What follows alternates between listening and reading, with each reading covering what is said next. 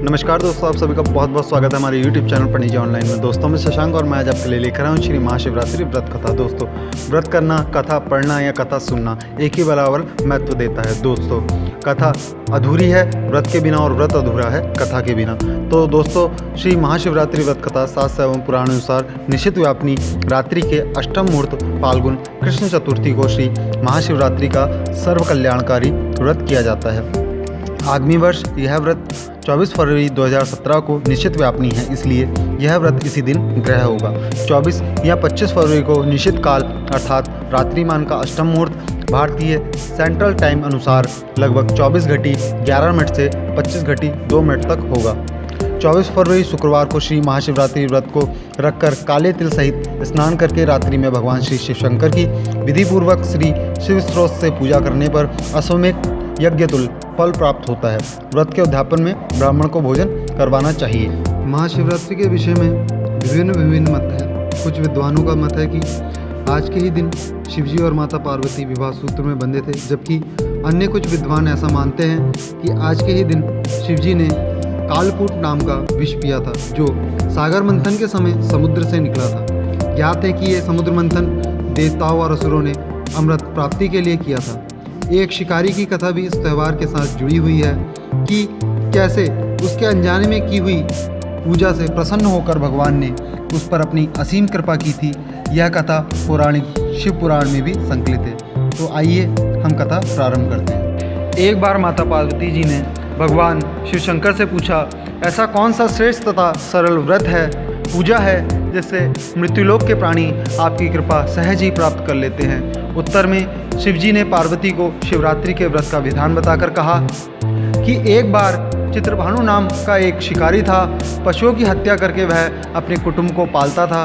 वह एक साहूकार का ऋणी था, लेकिन उसका ऋण समय पर ना चुका सका। क्रोधित साहूकार ने शिकारी को शिव मठ में बंदी बना लिया। संयोग से उस दिन शिवरात्रि थी। शिकारी ध्यानमग्न होकर शिव संबंधी धार्मिक बातें सुनता रहा। चतुर्दशी को उसने शिवरात्रि व्रत की कथा भी सुनी। संध्या होते ही साहूकार ने उसे अपने पास बुलाया और ऋण चुकाने के विषय में बात की। शिकारी अगले दिन सारा ऋण लौटा देने का वचन देकर बंधन से छूट गया। अपनी दिनचर्या की भांति वह जंगल में शिकार के लिए निकला, लेकिन दिन भर बंदी गृह में रहने के कारण भूख प्यास से व्याकुल था। शिकार करने के लिए वह एक तालाब के किनारे बेल वृक्ष पर पड़ाव बांधने लगा। बेल वृक्ष के नीचे शिवलिंग था, जो बिल्व पत्रों से ढका हुआ था। शिकारी को उसका पता न चला। पड़ाव बांधते समय उसने जो टहनियाँ तोड़ी वो संयोग से शिवलिंग पर गिरी। इस प्रकार दिन भर भूखे प्यासी शिकारी का व्रत भी हो गया और शिवलिंग पर बेलपत्र भी चढ़ गए। एक प्रहर रात्रि बीत जाने पर एक गर्वणी मृगी तालाब पर पानी पीने पहुंची। शिकारी ने धनुष पर तीर चढ़ाकर जो ही प्रत्यंचा खींची। मृगी बोली, मैं गर्वणी हूँ, शीघ्र ही प्रसव करूंगी। तुम एक साथ दो जीवों की हत्या करोगे, जो ठीक नहीं है। मैं बच्चे को जन्म दे करके शीघ्र ही तुम्हारे समक्ष प्रस्तुत हो जाऊंगी, तब मार लेना। शिकारी ने प्रत्यंचा ढीली कर दी और मृगी जंगली झाड़ियों में लुप्त हो गई। कुछ ही देर बाद एक और मृगी उधर से निकली। शिकारी की प्रसन्नता का ठिकाना न रहा।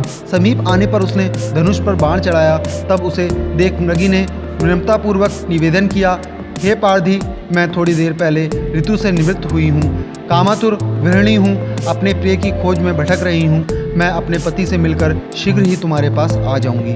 शिकारी ने उसे भी जाने दिया। 2 बार शिकार को खोकर उसका माथा ठनका। वह चिंता में पड़ गया। रात्रि का आखिरी पहर बीत रहा था, तभी एक अन्य मृगी अपने बच्चों के साथ उधर से निकली। शिकारी के लिए यह स्वर्णिम अवसर था। उसने धनुष पर तीर चढ़ाने के देरी नहीं लगाई। वह तीर छोड़ने ही वाला था कि मृगी बोली, हे प्रार्थी, मैं इस बच्चों को उनके पिता के हवाले करके लौट जाऊंगी। इस समय मुझे मत मारो। शिकारी हंसा और बोला, सामने आए शिकार को छोड़ दूं? मैं ऐसा मूर्ख नहीं। इससे पहले मैं 2 बार अपना शिकार खो चुका हूं। मेरे बच्चे भूख प्यास से तड़प रहे होंगे। उत्तर में मृगी ने फिर कहा, जैसे तुम्हें अपने बच्चों की ममता सता रही है, ठीक वैसे ही मुझे भी। इसलिए सिर्फ बच्चों के नाम पर मैं थोड़ी देर के लिए जीवन दान मांग रही हूँ। हे प्रार्थी, मेरा विश्वास कर, मैं इन्हें इनके पिता के पास छोड़कर तुरंत लौटने की प्रतिज्ञा करती हूँ। मृगी का दीन स्वर सुनकर शिकारी को उस पर दया आ गई। उसने उस मृगी को भी जाने दिया। शिकार के अभाव में बेल वृक्ष पर बैठा शिकारी बेलपत्र तोड़ तोड़कर नीचे फेंकता जा रहा था। पाँव फटने को हुई तो एक हष्टपुष्ट मृग उसी रास्ते पर आया। शिकारी ने सोच लिया कि इसका शिकार वह अवश्य करेगा। शिकारी की तनी प्रत्यंचा देखकर मृग विनत स्वर में बोला, हे प्रार्थी भाई, यदि तुमने मुझसे पूर्व आने वाली 3 मृगियों तथा छोटे छोटे बच्चों को मार डाला है तो मुझे भी मारने में विलंब ना करो, ताकि मुझे उनके वियोग में एक क्षण भी दुखी ना होना पड़े। मैं उन मृगियों का पति हूँ। यदि तुमने उन्हें जीवन दान दिया है तो मुझे भी कुछ क्षण का जीवन दान देने की कृपा करो। मैं उनसे मिलकर तुम्हारे समक्ष उपस्थित हो जाऊंगा। मृग की यह बात सुनते ही शिकारी के सामने पूरी रात का घटना चक्र घूमता गया। उसने सारी कथा मग को सुना दी। तब मृग ने कहा, मेरी तीनों पत्नियां जिस प्रकार प्रतिज्ञाबद्ध होकर गई हैं, मेरी मृत्यु से अपने धर्म का पालन नहीं कर पाएंगी, अतः जैसे तुमने उन्हें विश्वास पात्र मानकर छोड़ा है वैसे ही मुझे भी जाने दो। मैं उन सबके साथ तुम्हारे सामने शीघ्र ही उपस्थित होऊंगा। उपवास, रात्रि जागरण तथा शिवलिंग पर बेलपत्र चढ़ाने से शिकारी का हिंसक हृदय निर्मल हो गया था। उसमें भागवत शक्ति का वास हो गया था। धनुष तथा बाण उसके हाथ से सहज ही छूट गया।